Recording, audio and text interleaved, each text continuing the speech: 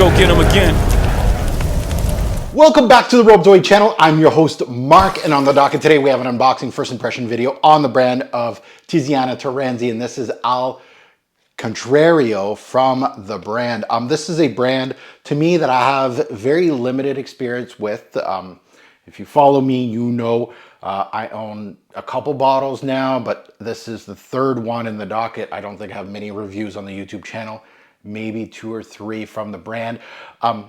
My small sample sizes, this is a brand that really personally, great marketing, great. There's a lot of things that are great on the outside, but the juice inside is quality, but let's say what I like about a brand is, you know, imagination. What I like about brands is that they have their unique take.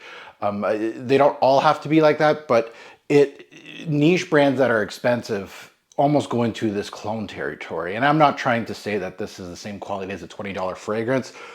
There is some niche brands that do smell like $20 fragrances, by the way, or less. But it just feels like the imagination is kind of out the door. So the brand of Tiziana Terenzi and myself, kind of lukewarm. Like, I'm not excited about this release. It seems like it's going to be a gourmand, which is a good thing. But let's delve into it. Let's see what I get. Again, first impression, never smelt it. If you're new here, hey, subscribe, hit the bell. Is there still a bell? I don't even know. Smash the like button.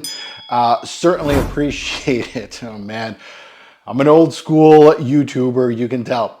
Now let's take a look at the note breakdown on this one and why I'm saying this is a gourmand.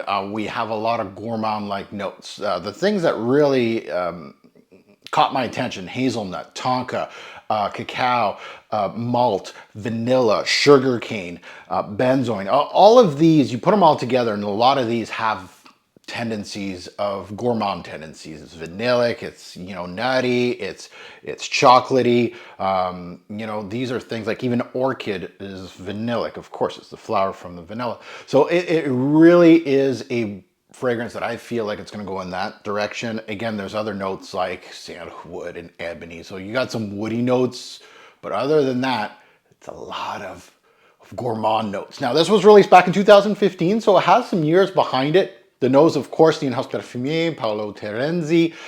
Let's delve into this one. Let's see what we get. So we open it up, and we got a lot of reading to do. Like, I mean, a lot. Oh, this has like, I think this has their whole line. Okay, well, that'll be interesting. It has like basically, I don't know if you can see that. It basically has a picture of a bottle, the name, and basically like a little brief about each one. So that could be very helpful to someone like myself that wants to get samples of the brand. So I'm going to maybe ruffle through that and kind of see which ones and then kind of highlight which ones, because I only smelled like enough on my hand, basically the one hand. And this is about Al Contrario. And yeah, this is the note breakdown. And of course, words of wisdom. I'm not going to go into all that. This one looks kind of different. It looks like it is a bigger cap, a longer cap. Oh, she's really stuck. Yeah, it's a 50 mil, isn't it? Is this 50? Yeah, it's 50. So 50 mil, it's a small, I don't think I've seen a 50 mil bottle of this brand yet. So the cap is mega, and they do have the small caps, kind of like Nasomato, where they have the smaller caps where you can remove this and just kind of travel with the small cap instead of this big bulky thing. This design's kind of, I don't know, feels a little off to me personally. Okay, so let's delve into it. Where is it? There it is. Okay, this is kind of odd. It's too small. Okay, let's go into it. Let's put it on strip, and then we'll put it on skin as my scent of the day, as per usual. The atomizer, kind of weak sauce. Some weak sauce atomizer there. Ooh, powdery chocolate. Initial thought process, powdery chocolate. So you have that cacao that's hitting me already. Yeah. Sweet, powdery, cacao, gourmand. There is some tonka tendencies in the back end of this. So there is some vanillic tendencies here, and that powderiness is probably from the tonka bean. It smells the chocolatey kind of smells like chocolate greedy from Motel. If you've ever smelled that one, excellent, one-dimensional, powdery chocolate. It smells like powdered hot chocolate. Like that's exactly what chocolate greedy smells like. This has that thought process through it, but it's a little different.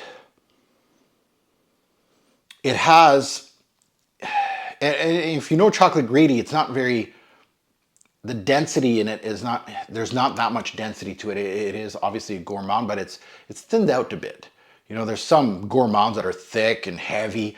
This goes into that direction of not thick and heavy, kind of thinned out a bit, and kind of interesting with the note breakdown. I don't see much that could thin this thing out. And that could be a double-edged sword, right? In regards to performance. This may not perform very well just because it feels kind of thinned out. It's not as dense as like something that is a heavy gourmand. You can tell that you're like, oh my God, this is, you know, big in the first hour. And I can smell a little bit of that hazelnut now, and that's a, you know, base note. And and I don't know, I'm going in my Rolodex here. I'm going deep into the crates because some people won't even know what the hell I'm talking about. I just did a review on a Givenchy woman's fragrance called Very Irrésistible Eau de Toilette. There was a male counterpart, Very Irresistible, which was in a black bottle with green nuances. And that one had a hazelnut, and I remember it vividly because this reminds me of that hazelnut. It's quite uncanny that the hazelnut accord in here, or the note, smells exactly like the Givenchy one.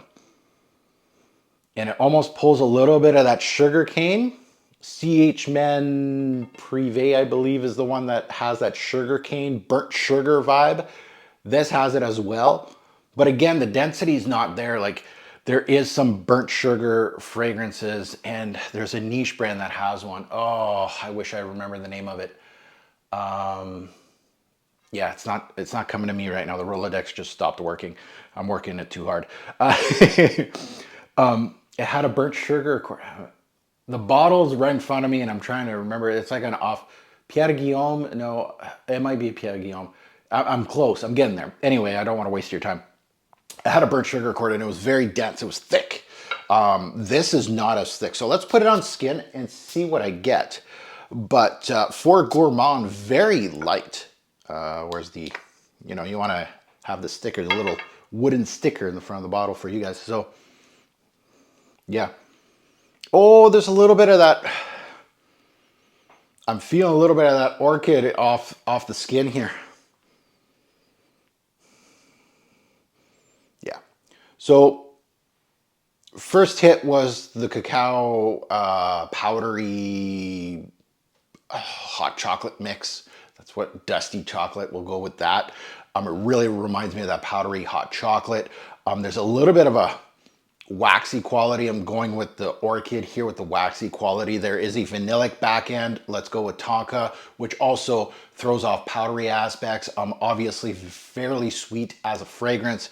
Very warm, very comforting. It'll be great for fall. Hazelnut accord is coming through. It's kind of late in the game, but it's coming through. It really reminds me of Very Irresistible for Men, black green bottle. I should really pull that one out. Like, I have it somewhere, and I should probably wear it. It's like the second time I've referenced that fragrance in, you know, recent videos. And yeah, that's pretty much it. You're getting a burnt sugar accord, kind of like CH Men Privé. That sugar cane kind of thing going on. Sweet, powdery, gourmand, chocolatey, vanillic thing with a little bit of hazelnut in it. It really reminds me of a very good gourmand in the designer aisle. That's where I'm placing this. As far as price tag, you know, this is 50 mils. It probably goes for a pretty penny, I'm assuming, because it is a Terenzi. And again, gourmands, I'll be quite honest, gourmands can be done very cheaply. You know, there is some fragrance notes in the game that are expensive. Iris, some ouds, you know, just naming off a few here. These kind of synthetics aren't very, you know, hard to make. They are in a lot of other products, not just cosmetic products like fragrances. And I feel like gourmand is a cheap way to make a lot of money for a brand. And I don't mind spending good money on a good gourmand. New Harlem by Bond Number 9, even though I don't like the brand. Shots fired, yeah. Bond Number 9, New Harlem has been number 1 since 2010 for me for the brand. It hasn't budged. There's some good ones, but the brand was mostly flop. And just going into the gourmand section of things, it's very rare to find something that I feel personally, you can do a really good gourmand in the designer lines and you can find a bunch of them. So it's almost in that territory that I'm like, oh, is it unique enough? Is it good enough? Is it showing me something that is very different for me to spend big dollars on? This right here, honestly, I know that Chocolate Greedy is one-dimensional from Moltal. Again, another niche brand. I don't know the price comparison of those. Like a Moltal Chocolate Greedy, I'm assuming Canadian, 120, 130 at discounters. That might be actually a little high. You get 100 mils of it, and you're getting that powdery chocolate, which is the primary feeling of this fragrance. Now, you're not going to get the hazelnut. You're not going to get other things out of that one. So this is a little more, less one-dimensional, a little more complex, has a set profile. If you do like Chocolate Greedy and you're wanting more, you ask me, this is where I would direct you. I'm like, do you like hazelnut accords? Do you like this? Do you like that? I feel like this might be a good step up for you. But I feel like Chocolate Greedy can do this, among others, right? Like there's the Stronger With You by Armani as a designer brand that does this kind of stuff. Not on this level personally, but it's close enough that if I save myself $50, $100, yeah, I would definitely just go Armani, honestly. But Armani aren't cheap for designer fragrance, by the way. So this one right here, solid release, not unique, no. And again, this is what this brand, I'm waiting for this brand to show me something that is like, I guess my aha moment with the brand. I'm still waiting on that. I'm not getting it yet, but it's still early in the game with me and Terenzi. We will see what happens, but yeah, an all right fragrance, an all right gourmand. I'm a little worried about performance, honestly. It seems like this thing is already on video, kind of getting a little dusty. And I mean that in a light way. It's getting kind of light. Anyway, al contrario, not bad. Yep. So you can find this at fragflex.com, which I did. You can use my code TFG10. You get 10% off site-wide. You don't have to purchase. They obviously have tons of Terenzis on the website. This brand is massive. It's like the new Montal. It seems like they're releasing 5 fragrances at a time all the time. But yeah, for one man, that's kind of crazy how much they release. He is working his butt off. But anyway, you can find this at Fragflex. And yeah, now that you heard my take, I'd love to see yours in the comments below. I don't know how much of a hype train this one has. I don't know how many of you have smelt this particular release, but it'd be nice to see some in the comments. Good, bad, ugly, you agree, you disagree with me. Throw it all in. I love comments and in regards to a particular fragrance. And again, it doesn't have to be a cosign with me. If you say, no, this is the best gourmand I've smelt, awesome. And these are the reasons why. I love seeing comments like that. And as always, a great pour fragrance will make a lasting impression. Choose your gourmand release wisely. Thanks for watching, YouTube. Have a good one.